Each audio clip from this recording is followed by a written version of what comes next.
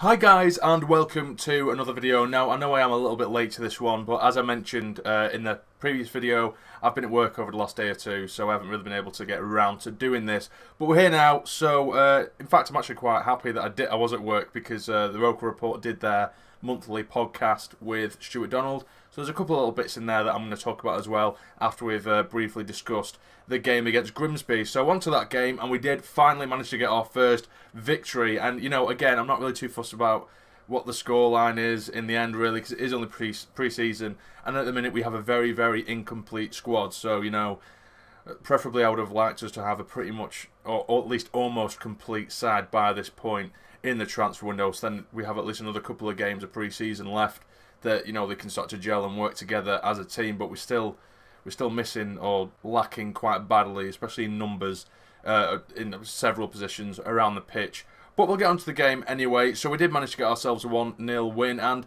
I was quite impressed, actually. You could definitely see that Jack Ross is getting his message across to the players. We've gradually improved, I think, over the previous 3 games in pre-season. I think the first one was a bit of a shocker. Hartlepool was a slight improvement, but not massively. And I think against Grimsby we looked pretty good. There was just obviously a couple of things missing which need to be improved upon. For example, the defence. We had to call upon youngsters, really, to fill out the defensive line other than Flanagan. But to be fair, the youngsters, they didn't do themselves any harm at all. We had Denver Hume in there. You had Brandon Taylor in there, who looked really solid as well. So it's good that these youngsters are getting a chance. But again, at the same time, I would prefer us to get a few more new faces in there and then gel a first team together as well. But we did look really good. I think we looked very good in terms of moving the ball around a bit better. There was a little bit more creativity up top, but we're still obviously looking for that lethal striker who will put chances away. Because at times, you know, Maguire, to be fair to him, I think he played absolutely fantastic. And considering he's not that sort of lone striker type player, he's more of a, you know, a number 10 or just dropping off the striker, sort of a central attacking midfielder as such.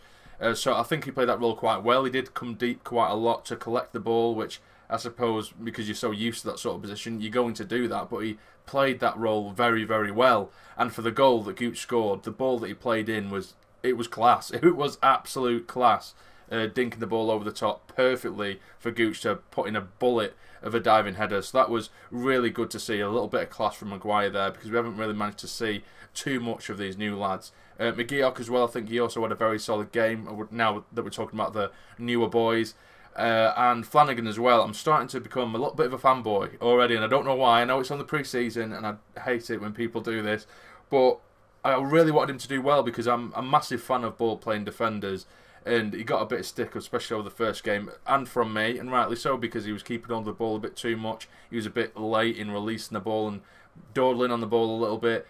But you're starting to get to know his character a bit now, and he's a real leader. He's so vocal across the back as well, and he will bring it out. And he looks like he's improving his game already, from what I could see anyway. If we look at Grimsby, for an example, anyway, he was very good, and he had the youngsters around him, and he's constantly in the rears. Obviously, there was Donald Love at the back as well, who played at right back. I know we had to cover as a centre back in the previous game against Hartlepool, and he just had an absolute stinker, didn't he? But he was okay as well.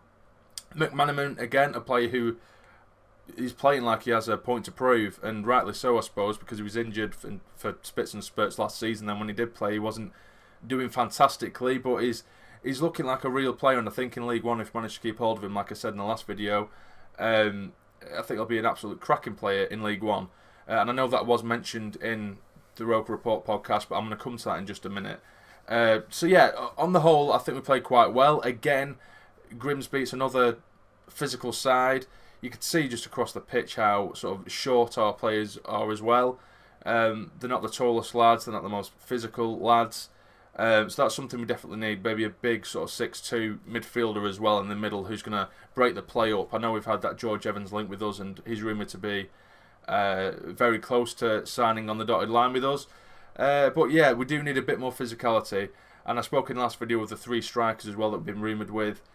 Something that I'll get onto in a minute, because at the minute, you know, we've only really got Madja as our sort of only senior striker. I know we have Kimpioka as well, but I can't personally see him making too much of an impact this season. He might do. Hopefully he does get a few games this season, but we do need a bit of an experienced striker as well, who knows what they're doing and has a lot more experience within, you know, football and competitive football anyway. But on the whole, I'd probably give McManaman man of the match. thought game again, really. 2 games in a row from me. I think it was fantastic. I think Gooch had an excellent game as well. He worked his arse off. He was a constant attacking threat. Him, Maguire and McManaman up top, they looked absolutely fantastic, to be fair to all of them. But I'd probably give it to McManaman just because his work rate is so direct with his running. I know I always say that, but that is such a problem for defenders to deal with, and that's something that we don't really have. He just runs directly at defenders, and they don't know what the hell to do because he's got a bit of pace about him. He's a nippy lad as well, isn't he? So, I think he, again, will be excellent for the season going forward. But yeah, we did win 1-0. I'm not going to think too much into it. These match reviews for pre-season, they're going to be relatively short because they don't really mean too much, of course. But now on to the Roker Report, the podcast. And before we get into it, obviously I think the Roker Report, they're really good at, what they do in terms of getting the podcast out to us, and they're getting a bit of insight from Stewart Donald. But I tell you what, some of the questions, I think, at times, without slagging them off, you know what I mean, but I think they just ask quite repetitive questions. Like yesterday at the podcast, I managed to listen to it at daft o'clock in the morning whilst I was at work. And I just thought, what are you doing, man? I mean, a lot of the questions, they're about transfers and stuff, and that's what I'm only going to discuss today. There was a lot discussed, but I'll only briefly talk about the transfers of what I can remember anyway.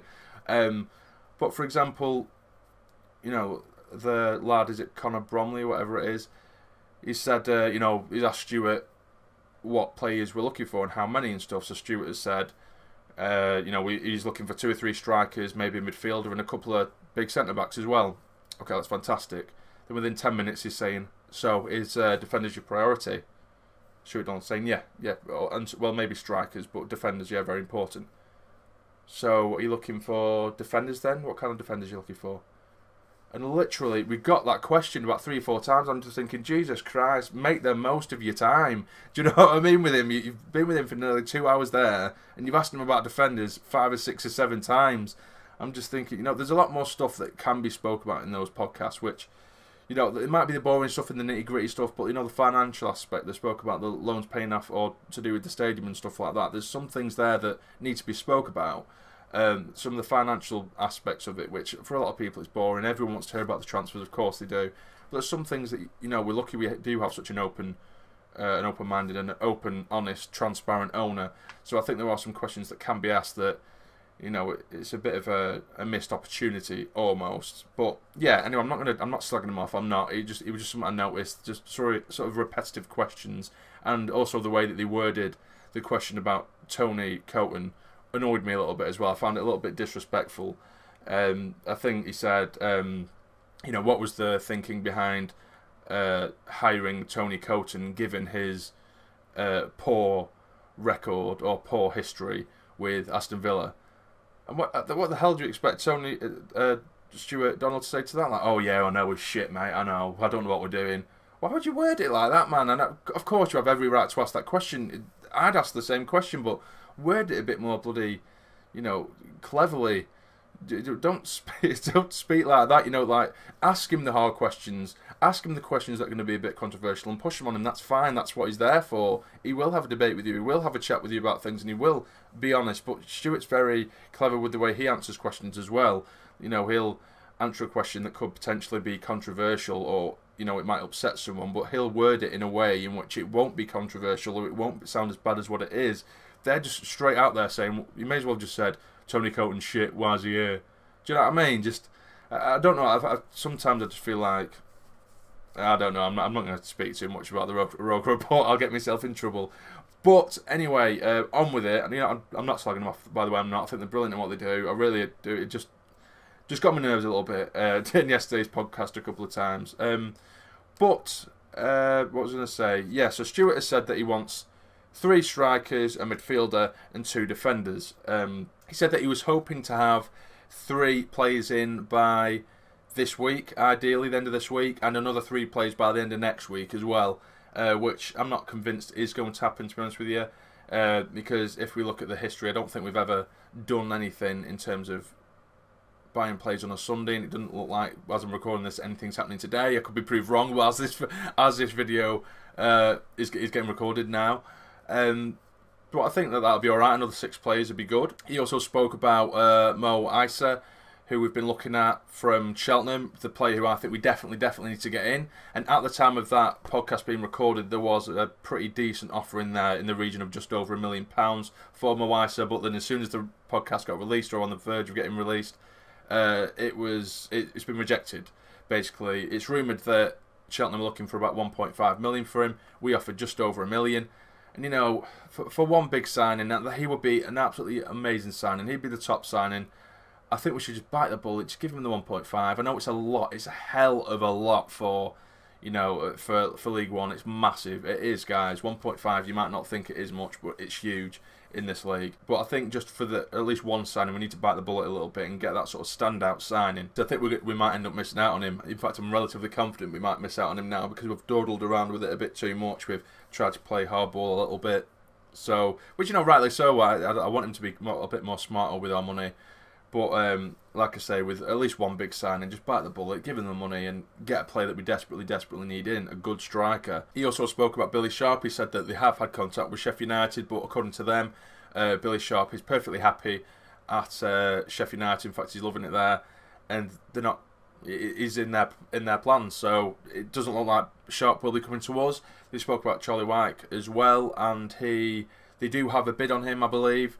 I'm not too sure whether it had been accepted or anything yet, or it's actually been seen to, or they're in sort of negotiations regarding that. But he did say that there are several bids out on players, some closer than others. And on outgoings as well, he said the likes of Undong and Kone. There are a little bit of interest, but you know, it's a lot of sort of to and fro, and it's just waiting to see what their agents want and what their agents are doing. They need to wait on the player's agent for him to come back to him. But as far as Gilabodji is going, sorry, I think I've just popped off camera there. I had an itchy back. As far as Gilabodji is going, it doesn't look like there's a massive amount of interest. There's literally been reports for the last 2 weeks that some Turkish side have been interested, and then they're not interested, and then they are interested. I'll probably end up, eating my cap by the time I finish this, and he's probably signed on it for some Turkish side. And like I mentioned earlier, the question was put towards him whether, you know, McManaman and McGeady are going to be staying.